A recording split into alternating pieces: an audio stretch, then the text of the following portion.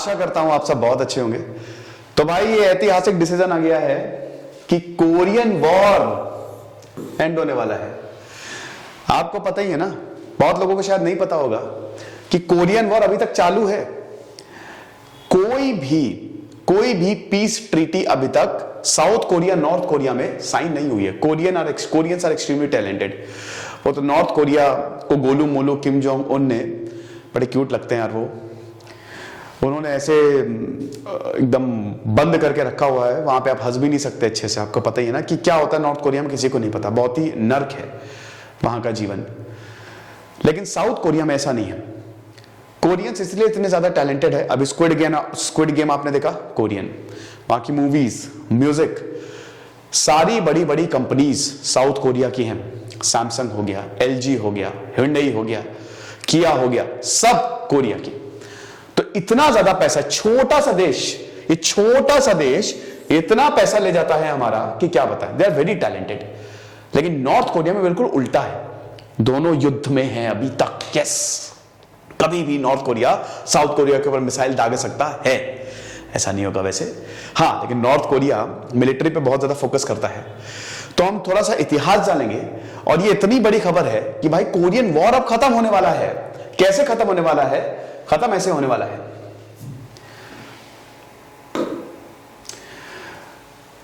पहली बात तो हम थोड़ा सा प्रमोशन करेंगे। अच्छा, इस पे अभी हम बाद में आते हैं। देखिए, North Korea South Korea agree in principle on former end of war. ठीक है, नॉर्थ और साउथ दोनों ही एग्री कर गए हैं। तो नॉर्थ कोरिया की कैपिटल है प्योंगयांग और साउथ कोरिया की कैपिटल है सियोल, है ना। तो 70 साल का ये कॉन्फ्लिक्ट है और फाइनली पीस टॉक्स जो है वो होने लगी हैं। साउथ कोरिया के प्रेसिडेंट हैं मून जाए इन।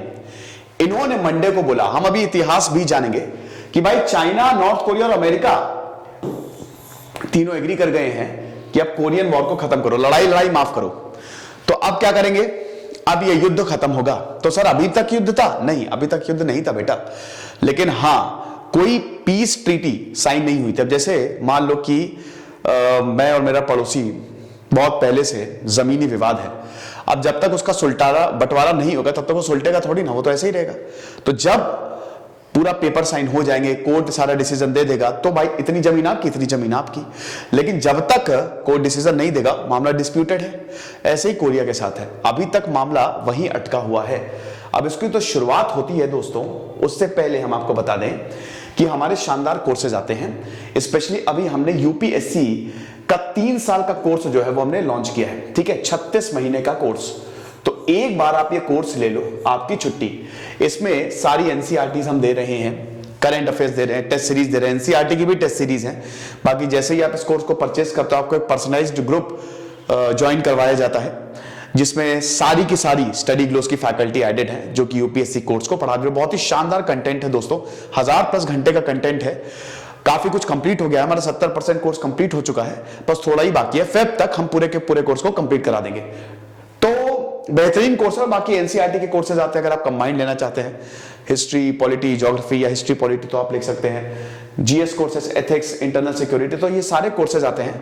पर्सनालिटी डेवलपमेंट के कोर्स, इसको हम रीलॉन्च करने वाले हैं। ठीक है, तो ये सारे कोर्सेज आते हैं। आपको जो भी कोर्स लेने हैं, आप स्टडी ग्लोस का ऐप डाउनलोड करें, डिस्क्रिप्शन बॉक्स में लिंक दिया है, वहां से ऐप डाउनलोड करें और उसके बाद कोर्सेज को अवेल कर सकते हैं। और अगर आपको कुछ भी डाउट हो तो इन नंबर्स पे कॉल करिए। ये हमारा व्हाट्सएप नंबर भी है और कॉलिंग नंबर भी है। ओके, चलो आगे बढ़ते हैं। तो ये हम बता ही चुके हैं, तो स्लाइड बाय स्लाइड चलते हैं। अक्सर क्या होता है ना कि स्लाइड में कुछ लिखा होता है, मैं समझा कुछ देता हूं। बात ये है ना कि वही है कि इतनी सारी चीजें दिमाग में रहती है कि वो आते ही रहता है अंदर से ही।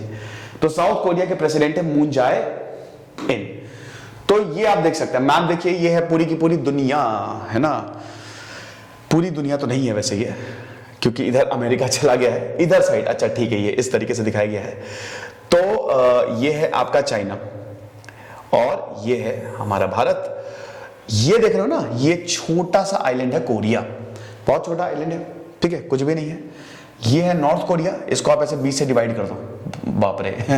तो ये है आपका नॉर्थ कोरिया और ये है आपका रिपब्लिक ऑफ कोरिया जिसकी कैपिटल है सियोल। नॉर्थ कोरिया की कैपिटल है प्योंगयांग। और ये है आपकी 38 पैरेलल लाइन। ओके, ये 38 पैरेलल लाइन क्या है, जो कि ये देख रहे हो ना, जो कि नॉर्थ कोरिया साउथ कोरिया को डिवाइड करती है, 38th पैरेलल लाइन।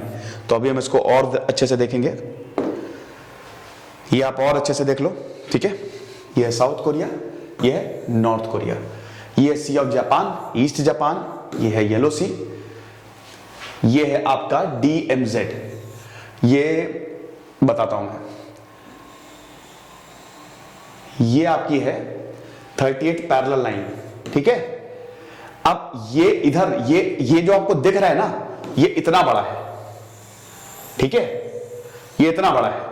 और ये है आपका डीमिलिटराइज्ड जोन, ये 2 किलोमीटर इधर है और 2 किलोमीटर इधर है, तो टोटल 4 किलोमीटर का है, ठीक है। इसमें ढेर सारी टनल्स बनी हुई है।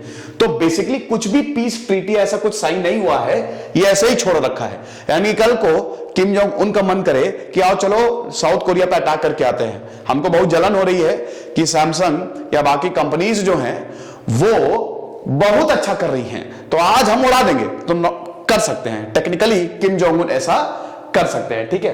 तो अगर हम इतिहास की बात करें तो ये आपका 1950 से लेकर 53 तक कोरियन वॉर चला है। देखिए, अगर हम इतिहास की बात करते हैं, बैकग्राउंड की बात करते हैं, तो देखिए कोरिया एक ऐसा पेनिनसुला रहा है, चारों ओर से ये समुद्र से घिरा हुआ है।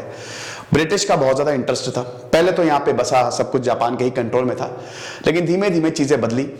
अब उसके बाद हम ये देखते हैं कि जब कॉलोनियलिज्म शुरू हुआ, मतलब सबको कॉलोनाइज किया गया, तो यहाँ पे सारे के सारे यूरोपियन नेशंस है, जो भी आइलैंड्स थे उनको अपने कब्जे में लेना शुरू किया। लेकिन फिर दोस्तों जब जापान जापानीज एम्पायर बड़ा तगड़ा एम्पायर था। जब मेजी रेस्टोरेशन हुआ 1868 में, एम्परर मेजी आए 1868 में, बैंड बजा दी। मतलब जापान अभी एक क्लोज्ड इकोनॉमी था। मैं आपको पूरा बैकग्राउंड समझा रहा हूं, एकदम क्लोज था, मतलब कोई आ नहीं सकता था। लेकिन अमेरिका के मैथ्यू पेरी आए और उन्होंने यहां पे सर पे बंदूक रखी और बोला कि ऐसा है, अपनी इकोनॉमी खोलो वरना तुमको खत्म कर देंगे। तो उसके बाद पूरी जापानीज इकोनॉमी रिस्टोर हुई। और 1868 के बाद जापान ने, भाई वहां पे भी आपको बता दूं कि 4 ग्रुप्स में डिवाइडेड थे, लेकिन सब कुछ तोड़ ताड़ के जापान रीयूनाइट हुए, रीऑर्गेनाइज हुए। 1889 के समय में जापान का नया कानून बना और बन गई इंपीरियल आर्मी ऑफ जापान। और उसके बाद जापान ने वो बैंड बजाई है मेरे भाइयों मेरे बहनों कि क्या बताएं। जापान रुका ही नहीं है, इनकी आर्मी पूरे पागल थे ये लोग जापानीज। समझिए कि पहले जापान ने हराया इसी दौरान 1894 में पहला साइनो जापानीज वॉर हुआ। वैसे भी आपको बता दूं कि चाइना कभी भी, देखिए आप भले ही अभी चाइना सुन रहे हो, चाइना ने ये कर लिया, चाइना ने वो कर लिया, मैं आपको लिख के देता हूं, चाइना अगर किसी भी देश से युद्ध करेगा ना, वो हारेगा, वो 110% हारेगा। क्योंकि Chinese are not warriors, Chinese कभी भी वॉरियर्स बन ही नहीं सकते। तो वो हैं क्या भाई, वो इंटेलेक्चुअल्स हैं। उन्होंने पेपर करेंसी बनाई, उन्होंने बहुत सारी चीजें बनाई, ठीक है। गन पाउडर चाइना में आया, टी प्लांटेशन चाइना में आई। चाइनीज आर वेरी इंटेलिजेंट, लेकिन वो वॉरियर्स है ही नहीं। उसका हमको इतिहास में वॉरिंग पीरियड्स आप चले जाइए, ठीक है। या उससे पहले आपको बता दूं कि जब यूरोपियंस यहां पे आए, भाई चंगेज खान ने पूरे के पूरे नॉर्दर्न चाइना को उधेड़ दिया। फिर उसके बाद जब यूरोपियंस यहां पे आए तो चाइना को अपने कब्जे में ले लिया। सारे देशों ने मिलकर चाइना पे कब्जा जमाया है। और यहां की जो एम्परर किचिंग डायनेस्टी थी, वो एक पपेट थी, वो कुछ नहीं कर सकती थी, चाह के भी कुछ नहीं कर सकती थी। ब्रिटिशर आए, ब्रिटिशर ने चाइनीज को ओपियम बेचना शुरू किया, 2 ओपियम वॉर हो गए। और 2 ओपियम वॉर के बाद भी आप समझिए कि मतलब यहां पे दोनों ओपियम वॉर में चाइना हारा। तो आप 1894 में जब चाइना और जापान भिड़े, चाइना को निस्तना नाबूद कर दिया। मंचूरिया रीजन है ना, मंचूरिया रीजन वो चाइना के कब्जे में आ गया। अब ये जो एशिया पैसिफिक रीजन है, ये ब्रिटिशर के पास था, ठीक है। लेकिन ये पूरा जापान ले गया। कब जापान ले गया? जब वर्ल्ड वॉर 2 शुरू हुआ। 1937 से लेकर 1945 तक सेकेंड साइनो जापानीज वॉर हुई। ये पूरा का पूरा जहां पे ब्रिटिश का राज था, पूरा जापान ये इधर जापान ले गया। ठीक है, तो जापान के पास पूरा कोरिया भी आ गया, पूरा कोरिया आ गया। अब यहां से ही दिक्कतें शुरू होती है। कैसे दिक्कतें शुरू होती है? अभी तक हमने क्या देखा? अभी तक हमने ये देखा कि भाई ये जो कोरिया था ये वैसे जापान के कंट्रोल में था, चाइना के कंट्रोल, फिर जापान के कंट्रोल, लेकिन वर्ल्ड वॉर 2 के बाद चीजें बदल जाएंगी। अब वर्ल्ड वॉर 2 में आपको पता ही है कि जापान की हार हुई। थोड़ा अगर और अच्छे से मतलब थोड़ा सा अगर इसको और अच्छे से आप समझना चाहें तो आप ऐसे समझ सकते हैं कि जैसे वर्ल्ड वॉर 2 में क्या था? वर्ल्ड वॉर 2 में एलाइड एंड एक्सेस, तो एक्सेस पावर्स में कौन कौन था? जापान, जर्मनी और इटली। तो जापान के अपने एम्बिशंस थे, तो जापान ने पूरे ये एशिया पैसिफिक और ये जो इधर वाला रीजन, जो जितने भी आइलैंड्स थे उनको अपने कब्जे में लिया, जिसमें ये पूरा मंचूरिया और ये कोरियन पेनिनसुला भी आ गया। तो एक तरीके से जापान के पास पूरा पेनिनसुला आ गया, पूरा कोरिया आ गया। फिर क्या हुआ? वर्ल्ड वॉर 2 के बाद जापान की बुरी तरीके से हार हुई। भाई जर्मनी, इटली ने सरेंडर, इटली के मसोलिनी को लटका दिया, जर्मनी के हिटलर ने आत्महत्या कर ली, जापान सरेंडर करने को तैयारी नहीं। हिरोहितो पता नहीं कौन सा सस्ता नशा करके बैठे हुए थे। उधर से 2 एटम बम गिराए अमेरिका ने अगस्त में हिरोशिमा और नागासाकी पे। खेल खत्म, पैसा हजम। तो जापान गया काम से, तो जापान खत्म, कोरिया भी खत्म। कोरिया खत्म नहीं, क्योंकि वर्ल्ड वॉर 2 जीता कौन था भाई? वर्ल्ड वॉर 2 जीता था America, China, Russia, Britain, France. America और रशिया ये 2 सबसे बड़े ताकत बन के उभरे। ठीक है, तो अब क्या हुआ कि 1945 के बाद से एक कोल्ड वॉर टाइप का शुरू हो गया कि अमेरिका ज्यादा ताकतवर कि रशिया ज्यादा ताकतवर। अमेरिका ने सबसे पहले, ओपेनहाइमर ने एटम बम बना लिया, अमेरिका के पास एटम बम आया। कुछ ही सालों बाद, 2 सालों बाद ही रशिया ने टेस्ट कर लिया। अब हम भी न्यूक्लियर पावर हो गए। तो अमेरिका और रशिया ये 2 सबसे बड़ी न्यूक्लियर पावर, दोनों बहुत ताकतवर देश, अब दोनों में कोल्ड वॉर शुरू हो गया। अब इस कोल्ड वॉर के चक्कर में ये कोरियन पेनिनसुला की बैंड बजने वाली है। कैसे बैंड बजने वाली है? अभी बता दो कैसे बैंड बजने वाली है। क्योंकि ये वाला जो नॉर्थ कोरिया, ये ऊपर वाला देख रहे हैं ना, ये आप देख सकते हैं, ये चाइना से लगा हुआ है। ठीक है ना, ये चाइना से लगा हुआ है। और चाइना में 1949 में आ गया था कम्युनिज्म। सोवियत में 1917 में आ गया था कम्युनिज्म। तो कम्युनिज्म भाई भाई। सोवियत ने नॉर्थ कोरिया को कर दिया इन्वेड। आप समझ रहे हो? सोवियत ने नॉर्थ कोरिया को इन्वेड कर दिया कि बेटा हम आएंगे और हम भी तुम हमारे हो। क्योंकि रशिया ना, मतलब ये जो कोरियन पेनिनसुला है, रशिया हमेशा से चाहता था कि मंचूरिया उसके पास रहे, क्योंकि बहुत ही स्ट्रैटेजिक लोकेशन है ना। लेकिन पहले ब्रिटिश ने ऐसा नहीं होने दिया, फिर जापानियों ने ऐसा नहीं होने दिया। लेकिन अब सोवियत के पास बहुत अच्छी अपॉर्चुनिटी थी, तो उन्होंने कोरिया को कर दिया इन्वेड। अब उसमें 2 बहुत बड़े लीडर थे।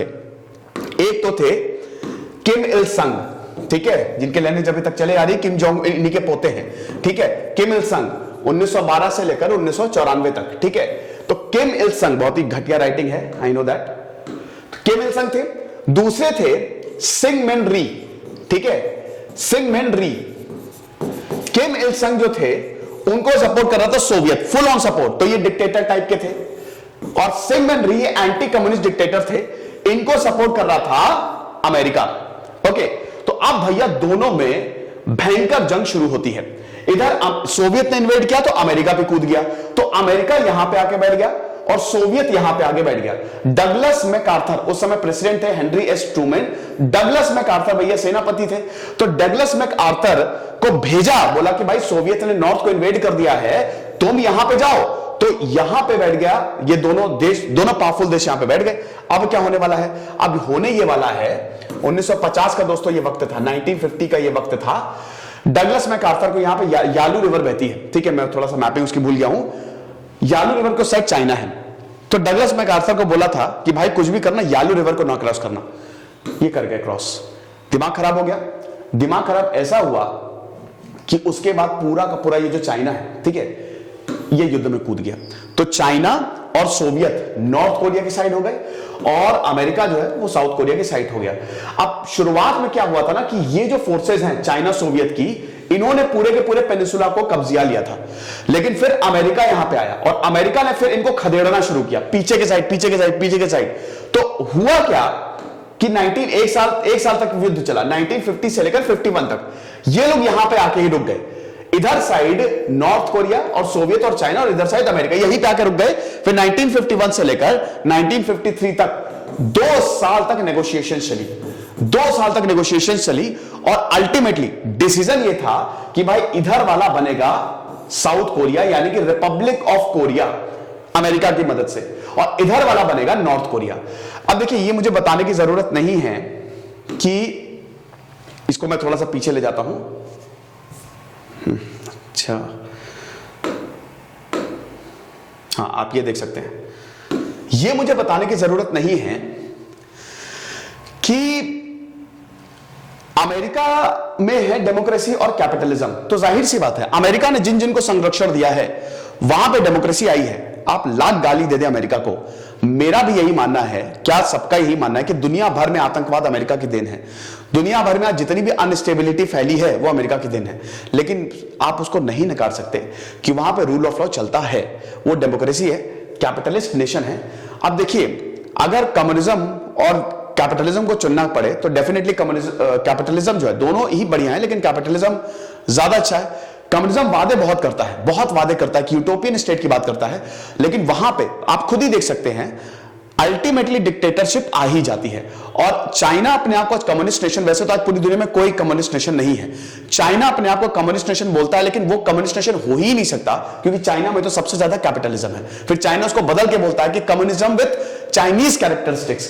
कहने का मतलब यह है कि जहां जहां अमेरिका गया वहां वहां डेमोक्रेसी आई। और अमेरिका भी यही चाह रहा था कि भाई किसी भी तरीके से, क्योंकि कोल्ड वॉर में सोवियत चाह रहा था कि भाई कम्युनिज्म फैले दुनिया में, अमेरिका चाह रहा था कि कुछ ना फैले, डेमोक्रेसी या कैपिटलिज्म फैले। ठीक है, तो अमेरिका अपने पाले में खूब सारे देशों को लाना चाहता था और सोवियत अपने पाले में खूब सारे देशों को लाना चाहता था। अब इसका नतीजा यह हुआ कि जहां जहां अमेरिका गया वहां वहां आया कैपिटलिज्म, फ्री स्पीच, डेमोक्रेसी। और अमेरिका ने एक और वादा किया, जैसे साउथ कोरिया की अपनी आर्मी नहीं है भाई, आपको पता है ना कि जो थार्ड है इनका, ये जो थार्ड इनका मिसाइल सिस्टम है, ठीक है, हाई एल्टीट्यूड वॉरफेयर सिस्टम, यहां पे तैनात है साउथ कोरिया में। ये एंटी मिसाइल है, यानी कि साउथ, अगर नॉर्थ कोरिया जो है वो कभी भी कोई मिसाइल यहां पे फायर करेगा तो ये तुरंत एक्टिव होके इनको निष्क्रिय कर देगा। ये अमेरिका का थार्ड है। जैसे हमने S-400 खरीदा है ना, इजराइल का आयरन डोम है, वैसे इनका थार्ड है। तो अमेरिका ने देशों को संरक्षण दी है, जापान को भी उसने संरक्षण दी है, जापान के ऊपर न्यूक्लियर बॉम्ब फोड़ दिया।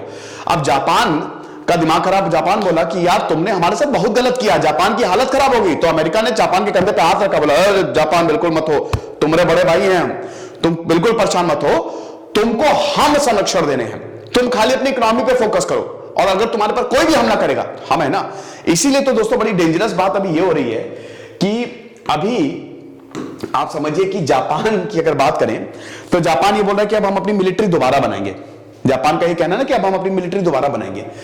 तो जापान का ये कहना बहुत खतरनाक है, क्योंकि ये सोए हुए हैं, ये सोए हुए शैतान हैं। जिस दिन ये जाग गए उस दिन पूरी दुनिया की बैंड बजा देंगे, ऐसी ऐसी टेक्नोलॉजी बना लेंगे ना कि हमने सोची भी नहीं होगी। तो इसीलिए भाई जापान को जगाओ नहीं, चाइना। तो वही चीज है। तो यहां जहां जहां अमेरिका गया वहां वहां डेमोक्रेसी, कैपिटलिज्म आया। साउथ कोरिया तो खूब डेवलप हुआ साउथ कोरिया, लेकिन नॉर्थ कोरिया डिक्टेटरशिप में आ गया। यहां पे कुछ भी नहीं, लोग भाग भाग के यहां पे आने लगे, हालांकि वैसे भी आप यहां पे भाग नहीं सकते, ये इतना बड़ा डीमिलिटराइज्ड जोन है। अब देखिए 1953 में जो ट्रू साइन हुआ, स्टेलमेट जो हुआ, इसको बोला गया डीमिलिटराइज्ड जोन, ये वाला। आज भी ये इधर पूरी आर्मी तैनात है, इधर आर्मी तैनात है, ठीक है, कोई भी सेटलमेंट हुआ ही नहीं। तो ये बैकग्राउंड है, ये आप समझ गए। तो अभी तक दोस्तों ऐसा ही चला आ रहा है। ओके, हाँ, तो ये तो चलिए मैं आपको बता ही चुका हूं, इसमें तो कोई दिक्कत नहीं है। मैं पीपीटी वाइज चल रहा हूं। एक्चुअली होता क्या है कि मैं पीपीटी वाइज नहीं चलता हूं, वही मैंने आपको बताया था कि फिर दिक्कत हो जाती है, तो इसलिए मैं पीपीटी वाइज ही चल रहा हूं। जो पीपीटी में लिखा होगा उसी का पूरा बैकग्राउंड और सब कुछ उसी हिसाब से मैं आपको समझाता चलूंगा। ये भी हो गया है, कोई दिक्कत नहीं है। तो अब भारत का रोल क्या था? देखिए, इंडिया ना ही अमेरिका के साथ रहा, ना ही सोवियत के साथ रहा। इंडिया नॉन अलाइंड मूवमेंट, मुझे जल्दी से बताओ, मैं कई बार बता चुका हूं इसमें कौन कौन से देश शामिल थे नॉन अलाइंड मूवमेंट में। भारत ने बोला हम तीसरा वर्ल्ड बनाएंगे, बहुत ही शानदार स्ट्रैटेजी। भारत ने अमेरिका से भी मदद ली, भारत ने सोवियत से भी मदद ली। किसी एक देश के साथ जाना it was not a very good idea. तो भारत ने दोनों की मदद ली।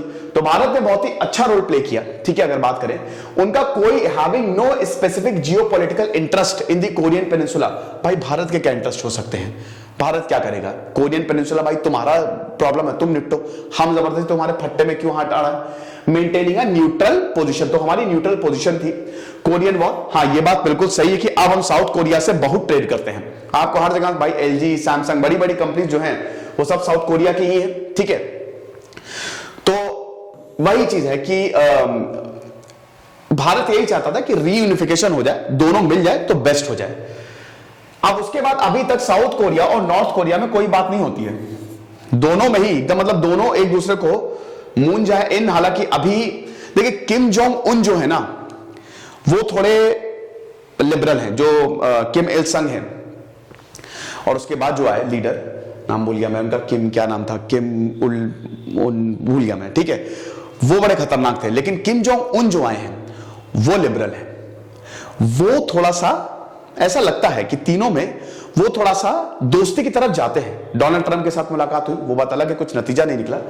भाई साउथ कोरिया के मून जाए इन को भी उन्होंने अच्छे संदेश दिए हैं, यानी कि एक तरीके से किम जोंग उन ने कहीं ना कहीं, वो भी हैं तो वैसे ही, लेकिन कहीं ना कहीं ये संदेश दे दिया था कि अगर तुम हाथ बढ़ाओगे तो हम भी इधर से हाथ बढ़ाएंगे और दोस्ती करेंगे, ठीक है। तो ये दोस्ती हम नहीं तोड़ेंगे। तो भारत की तो न्यूट्रल पोजीशन, ये देखिए उस समय की तस्वीर है ना, नॉर्थ कोरिया साउथ कोरिया की, मतलब कोरियन वॉर की। अब आप दोनों को कंपेयर कर लीजिए, ठीक है, नॉर्थ कोरिया और ये आपका साउथ कोरिया।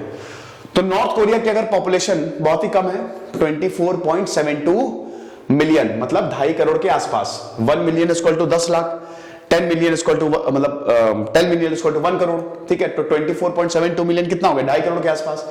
साउथ कोरिया की 48.96 यानी कि 5 करोड़ के आसपास, यानी कि साउथ कोरिया की दुगनी पॉपुलेशन है। वैसे भी क्या पता आधी से ज्यादा पॉपुलेशन किम जोंग उन ही साफ कर देते हो। लाइफ एक्सपेक्टेंसी 70 साल है, अच्छी बात है, 69.2 इयर्स। साउथ कोरिया की 10 साल और आगे बढ़ा लीजिए, 79.2, क्योंकि साउथ कोरिया ज्यादा डेवलप्ड है ना भाई। जो देश ज्यादा डेवलप्ड होगा जाहिर सी बात है वहां पे लाइफ एक्सपेक्टेंसी बढ़ेगी। फिर पर कैपिटा इनकम आप देख लीजिए 1800, नॉर्थ कोरिया से सब कुछ आप दुगना कर लीजिए, ठीक है। साउथ कोरिया मतलब आप ट्वाइस कर लीजिए, वो है। तो अब ये देखिए लगभग 3300 के आसपास, $3300, भाई बहुत बड़ी बात है। इन्फेंट मोर्टेलिटी रेट देख लीजिए, हर 1000 बच्चों में से 26 की मौत हो जाती है, यहां पे से 4 की मौत होती है। शानदार, ये यही दिखाता है कि कितनी ज्यादा साउथ कोरिया में प्रॉस्पेरिटी है, हर कोई अमीर है। करप्शन इंडेक्स में सबसे आखिरी में था नॉर्थ कोरिया, 174। वैसे भी जितने भी इंडेक्स आते हैं ना सबसे आखिरी में नॉर्थ कोरिया रहता है। अब साउथ कोरिया के देखिए सिर्फ 45। इंटरनेट कोई यूज ही नहीं करता है नॉर्थ कोरिया में, तो 0.1%। भाई इंटरनेट कैसे यूज करेगा? नॉर्थ कोरिया कभी जाना नहीं, वैसे जातो अगर तुम कभी नॉर्थ कोरिया जाओगे भी तो क्या करेंगे ना, वहां पे तुम्हारा फोन रखवा लेंगे। पहली बात तो तुम कुछ शूट नहीं कर सकते, तुमको जेल में बंद कर देंगे। कि बहुत शानदार अमेरिकन स्टूडेंट था, मैं उसकी कहानी लेके आऊंगा आपके सामने। वो इतना ब्राइट स्टूडेंट था, काफी अच्छी फैमिली से बिलोंग करता था, वो पॉलिटिशियन फैमिली थी, मैं उसका नाम भूल रहा हूं। तो क्या हुआ था कि वो अमेरिकन स्टूडेंट जो है वो नॉर्थ कोरिया गया स्टडी के पर्पज से, उसने शूट करना शुरू कर दिया। अब उधर शूट करना शुरू किया, नॉर्थ कोरियंस पकड़ के ले गए, 4 साल उसको जेल में रखा। वो आई थिंक पिछले साल छूटा था, या ध्यान थोड़ा सा आप देख लीजिएगा वो स्टोरीज, अभी एग्जैक्टली तो मुझे याद नहीं है, मतलब डेट्स याद नहीं है। जब उस बच्चे को छोड़ा, पहली बात उसका ट्रायल चला, कोर्ट में उसने अपना गुनाह मान लिया, उसने फोटो खींच ली थी, ठीक है, कुछ वीडियो शूट कर लिए थे, और उसके बाद आरोप ये लगा कि इसने बदतमीजी की है नॉर्थ कोरियंस के साथ और लीडर्स का मजाक उड़ाया है। सिर्फ इस सजा के लिए हंसता खेलता था, ब्रिलियंट स्टूडेंट, बहुत ही ब्राइट स्टूडेंट, हंसता खेलता लड़का था। और पता क्या किया उसका? जेल में बंद कर दिया। उसके बाद उसका पता नहीं क्या हुआ, बड़ी मुश्किल से नॉर्थ कोरिया ने बच्चे को छोड़ा। जब वो बाहर आया, जब अमेरिका में वो लौटा, वो अपने होश में ही नहीं।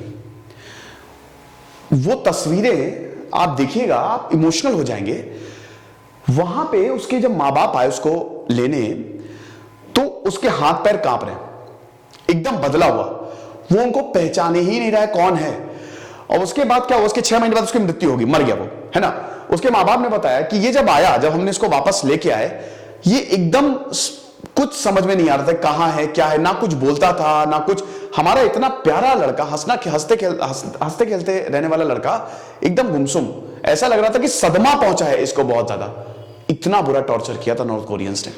तो इसीलिए बता रहे भाई, तो यहां पे इंटरनेट, इसीलिए कोई न्यूज नहीं करता कि अगर इंटरनेट यूज करेगा तो नॉर्थ कोरियंस की सच्चाई सामने आ जाएगी। नॉर्थ कोरिया में हमको नहीं पता अभी तक क्या होता है, बिल्कुल क्लोज कंट्री है, ठीक है, और न्यूक्लियर नेशन है। आपको बता दो कि north Korea is a nuclear nation, तभी साउथ कोरिया को थोड़ी टेंशन भी रहती है। अब क्योंकि इस पर कंट्रोल नहीं है ना, थोड़ा बहुत जो कंट्रोल है वो चाइना का कंट्रोल है, ठीक है, थोड़ा बहुत नॉर्थ कोरिया पे चाइना कंट्रोल करता है, थोड़ा बहुत क्या चाइना का है, आधिपत्य है यहां पे। तो डर रहता है कि कहीं ऐसा ना हो कि नॉर्थ कोरिया जो है कोई मिसाइल दाग दे, क्योंकि इन्होंने अभी तक इंटरकॉन्टिनेंटल बैलिस्टिक मिसाइल तो नहीं डेवलप किया, लेकिन फिर भी मिसाइल्स का टेस्ट करते रहते हैं। एक्सपोर्ट्स नॉर्थ कोरिया कुछ करता है नहीं, 4.71 बिलियन डॉलर का एक्सपोर्ट है, दुनिया से कटा हुआ है। भाई इनका देख लो 552.6 बिलियन डॉलर, बहुत ही ज्यादा हो गया। इंपोर्ट्स भी कुछ खास है नहीं, 4 बिलियन डॉलर का इंपोर्ट है, 514.2 बिलियन डॉलर। तो साउथ कोरिया के आगे तो कहीं खड़ा ही नहीं होता नॉर्थ कोरिया। मिलिट्री, हाँ मिलिट्री की अगर बात करें तो मिलिट्री में 12 लाख के करीब सब नॉर्थ कोरिया में भरे हुए हैं। मिलिट्री में नॉर्थ कोरिया बहुत आगे, बहुत ज्यादा। ये मिलिट्री में ही जो भी बच्चा पैदा होता है उसको साइबर स्कूल में शुरुआत से ही हैकिंग सिखाना शुरू कर देते हैं, ठीक है। तो नॉर्थ कोरिया के मिलिट्री और हैकर्स आपको बहुत ज्यादा मिलेंगे। साउथ कोरिया की उतनी कोई खास मिलिट्री है नहीं, क्योंकि उन्होंने डेवलपमेंट पे ज्यादा काम किया है, और फिर अमेरिका का भी सपोर्ट रहा है। तो मैंने वही बताया ना कि अमेरिका का जिसको सपोर्ट रहता है तो वो खाली अपनी इकोनॉमी पे ही ध्यान देते हैं, बाकी रक्षा वक्षा सब वो अमेरिका ही देख लेता है। मिलिट्री स्पेंडिंग की बात करें तो सब कुछ नॉर्थ कोरिया, ये 22.3% बहुत कम है, 1/4 हो गया। ये सब कुछ नॉर्थ कोरिया जो है वो आप समझिए मिलिट्री पे उड़ा देता है, ठीक है, और बाकी जो बचा हुआ वो किम जोंग उन अपने ऊपर उड़ा देते हैं। और इनका ये खाली 2.8%, सिर्फ 2.8%, बाकी इनका पूरी इकोनॉमी को डेवलप करने में जाता है, यूनिवर्सिटीज को डेवलप करने में जाता है। तो मिलिट्री स्पेंडिंग आप देख लीजिए, 8.21 बिलियन डॉलर, 26.1 बिलियन डॉलर। इसमें आप मत जाइएगा, क्योंकि आप जब इनकी जीडीपी को इससे कंपेयर करेंगे तो बहुत ज्यादा है, बहुत ज्यादा। इनकी जीडीपी बहुत बड़ी है, तो ये आंकड़ा इतना ज्यादा मायने नहीं रखता। समझ गए आप? तो वही है कि 1953 में ये भले ही एंड हुआ। अच्छा एक चीज और बता दूं कि जो कोरिया था, जो ऊपर वाला नॉर्थ कोरिया, उसको डेमोक्रेटिक रिपब्लिक ऑफ कोरिया, ये बड़ी अजीब और गरीब चीज है। जो भी देश सिविल वॉर जीतते हैं वो भले ही कितने बड़े अथॉरिटेरियन हो, लेकिन उनके आगे डेमोक्रेसी जरूर लगा रहेगा, ताकि लोगों को बेवकूफ बनाया जा सके। क्योंकि लोग, अगर डेमोक्रेसी नहीं हुई, अगर कोई डिक्टेटर हुआ, लोग उसको काट के फेंक देंगे, ठीक है, लेकिन इनकी मजबूरी होती है डेमोक्रेसी लगाना। तो नॉर्थ कोरिया में भी आपको democratic Republic of north Korea जरूर मिलेगा, समझे? बहुत बढ़िया। तो वही है कि जो मून जाए इन है, इन्होंने बोले ही है कि बस अब इस कॉन्फ्लिक्ट को खत्म करते हैं, we must end this conflict. लेकिन ऑब्जर्वर का मानना है कि भाई बहुत मुश्किल होगा, इतना आसान नहीं है। लेकिन अभी मून जाए इन जो है वो ऑस्ट्रेलिया के विजिट पे गए हैं, ज्वाइंट प्रेस कॉन्फ्रेंस में बोल रहे थे कैनबेरा में, और यही बोला है कि भाई अब जो है वो वक्त आ गया है और अब हमको ये सारी चीजें जो है वो खत्म करनी चाहिए। स्कॉट मॉरिसन, और ये हैं आपके मून जाए इन। ओके, तो नॉर्थ कोरिया सितंबर को किम जोंग उन है ये, अच्छा किम यो जोंग है, ठीक है, the powerful sister of Kim Jong उन। उन्होंने ये बोला था, वैसे आपको बता दूं कि किम जोंग उन अपने ही रिश्तेदारों को मरवा देते हैं। इन्होंने अपने चाचा जी को ऐसे टुकड़े टुकड़े करके फेंकवा दिया था। तो किम जोंग उनके जो रिश्तेदार है वो भी इनसे बहुत ज्यादा डरते हैं। लेकिन जो इनकी सिस्टर हैं किम यो जोंग, तो उन्होंने बोला था कि भाई हमारा देश अब बातचीत करने को तैयार है, लेकिन अगर अमेरिका जो है, if US drop what she called a hostile policy, America America America, Donald Trump, Kim Jong उन में जो ट्विटर वॉर छिड़े थे, मजा आ जाती थी। अब मिसाइल इधर से मारेंगे, मिसाइल इधर से मारेंगे। उधर डोनाल्ड ट्रंप बोलते थे तुम्हारे अभी आ रहे ऐसे की तैसी मिसाइल लेके आ रहे हैं, हाथ में लेके आएंगे, सनी देओल की तरह मारेंगे। इधर नॉर्थ कोरिया किम जोंग उन बोलते थे अरे मैं खुद ही मिसाइल हूं, मैं खुद ही उड़ के आऊंगा और तुम्हारे ऊपर फट जाऊंगा। नहीं ऐसा कुछ नहीं कहते थे, वैसे मतलब ट्विटर वॉर्स होती थी, ठीक है। ऐसा लगता था दोनों की सरकारें जो हैं वो ट्विटर से ही चलती है। इधर किम जोंग उन तो बच्चे जैसे लगते ही है, इधर डोनाल्ड ट्रंप का भी एटीट्यूड बच्चे जैसे। तो अमेरिका का जो एटीट्यूड है ना भाई, बराक ओबामा ने तो सीधा बोला था कि हम तो नॉर्थ कोरिया से बात ही नहीं करेंगे, लेकिन डोनाल्ड ट्रंप ने बात करना शुरू किया। तो हॉस्टाइल पॉलिसी जो है अगर आप ड्रॉप कर दे तो हम फिर सोचेंगे। तो उसके बाद फिर नॉर्थ कोरिया जो है वो लगातार जो अमेरिकन ट्रूप्स है ना, मैंने बताया ना साउथ कोरिया में अमेरिका ही प्रेजेंट है, और फिर ज्वाइंट ड्रिल्स नॉर्थ कोरिया के साथ लगातार प्रैक्टिस करता रहता है। इस एरिया में अमेरिका का प्रेजेंस है, इसलिए भी क्योंकि चाइना को भी तो काउंटर करना है ना। तो चाइना को काउंटर करने के लिए, चाइना नॉर्थ कोरिया साथ, तो इनको काउंटर करने के लिए आपको साउथ कोरिया की मदद लेनी ही पड़ेगी। ओके, तो जब भी अमेरिका और साउथ कोरिया के बीच में ड्रिल्स होती हैं, दिमाग खराब हो जाता नॉर्थ कोरिया का, और फिर अमेरिका ने सारे सैंक्शंस लगाए गए हैं, पूरी दुनिया से नॉर्थ कोरिया जो है वो कटा हुआ है, ठीक है। तो प्रेस ब्रीफिंग में अमेरिका के जो नेशनल सिक्योरिटी एडवाइजर है जेक सुलिवन, उन्होंने देख लीजिए, the US may have somewhat different perspective on the precise sequence और timing of the conditions for different steps for reaching agreement. हो सकता है कि हमारा जो टाइमिंग है या स्टेप्स जो हैं वो डिफरेंट हो, लेकिन दोस्तों आप इन सबसे ये भी समझ सकते हैं कि ये अमेरिका भी अब यही चाहता है कि दोनों में ही चीजें मतलब सुलझ जाएं एक तरीके से, लेकिन इतना आसान नहीं होने वाला। देखिए सबसे पहले बात तो दोनों को टेबल में आना पड़ेगा। चलो मून जाए इन तो टेबल में आ भी जाए, है ना, मून जाए इन तो टेबल में आ भी जाए, लेकिन किम जोंग उन को भाई कौन लेके आएगा? ओके, तो चैलेंजेस बहुत ज्यादा हैं। अमेरिका भी बहुत ज्यादा इंथुजियास्ट नहीं है। अमेरिका जरूर चाहता है कि ये वॉर एंड हो, लेकिन अमेरिका थोड़ा सा रिलक्टेंट इसलिए है क्योंकि अमेरिका का फायदा है ना इसमें। अगर मान लीजिए कि ये रीयूनाइट हो गए या मान लीजिए कि दोनों में वॉर खत्म हो गया, तो फिर कल को मून जाइन बोलेंगे ओके भाई बहुत हुई आपकी सेवा, हम बहुत खुश हैं, सेवा समाप्त, निकलिए पतली गली से। तो अमेरिका नहीं चाहेगा क्योंकि अमेरिका एशिया पैसिफिक रीजन में अपनी पकड़ बनाना चाहता है। तो इसीलिए no one wants a permanent state of war on the peninsula, but some believe an agreement would reward Kim Jong Un without getting any guarantees in return. ठीक है, तो फिलहाल अभी तो ये न्यूज ही है। अब जो फेवर में है वो बोलते हैं कि एग्रीमेंट एक बहुत ही गजब डिप्लोमेटिक जेस्चर है, ठीक है। This will give north Korea security guarantee कि भाई नॉर्थ कोरिया के हम अटैक नहीं करेंगे, या नॉर्थ कोरिया को हम तुमको, जैसे साउथ कोरिया बहुत अमीर है, अब अगर north Korea South Korea table पे आ जाते हैं तो अभी तो नॉर्थ कोरिया ओपन हो जाएगा, मतलब पूरी दुनिया से जुड़ जाएगा वापस, और इधर साउथ कोरिया ही सारी सप्लाई भेज देगा। वहां पे लोग तो बहुत परेशान है ना, तो बहुत लोग ये होना नहीं चाहते हैं, लेकिन जो ये चाहते हैं वो बोलते हैं कि भाई इसमें सिक्योरिटी गारंटी देगा इस सेंस में, और अमेरिका भी तो अटैक नहीं करेगा ना, अमेरिका के ट्रूप्स को फिर साउथ कोरिया बोल ही देगा बाय बाय, तो वहां पे भी। अब लेकिन जो इसको अपोज करता है, ये नॉर्थ कोरिया की कैपिटल है प्योंगयांग, वो बोलते हैं कि भाई देखो इसमें 28,500 अमेरिकन ट्रूप्स हैं, साउथ कोरिया से चले जाएंगे और यहां पे साउथ कोरिया की जॉइंट मिलिट्री एक्सरसाइज खत्म हो जाएगी। तो ये प्रॉब्लम कर सकता है नॉर्थ कोरिया। कोई देखिए कोई भरोसा नहीं है ना, पता चला इधर अमेरिकन ट्रूप्स गए, इधर नॉर्थ कोरिया चाइना ने मिलकर अटैक कर दिया, तो ये चीज है। नॉर्थ कोरियन स्टेट भी इसको प्री मैच्योर बोलता है। मैंने बोला ना कि आप समझिए चीजें तो ठीक हो जाएंगी नॉर्थ कोरिया साउथ कोरिया में, लेकिन साउथ कोरिया के मून जाए इन चाहते हैं, लेकिन नॉर्थ कोरिया के किम जोंग उन नहीं चाहेंगे, ये रिलक्टेंट है थोड़ा, ठीक है। फिलहाल हम भी यही चाहते हैं कि स्टेलमेट हो जाए और 70 साल का ये वॉर अब खत्म हो सकता है। ओके, तीनों लोग वैसे एग्री कर ही रहे हैं, धीमे धीमे चीजें आगे बढ़ ही रही हैं। तो ये हमारे शानदार कोर्सेज हैं, आप ऐप को डाउनलोड करिए और वहां पे आप जानकारी ले सकते हैं। तेजस सिद्धांत अग्निहोत्री साइनिंग ऑफ।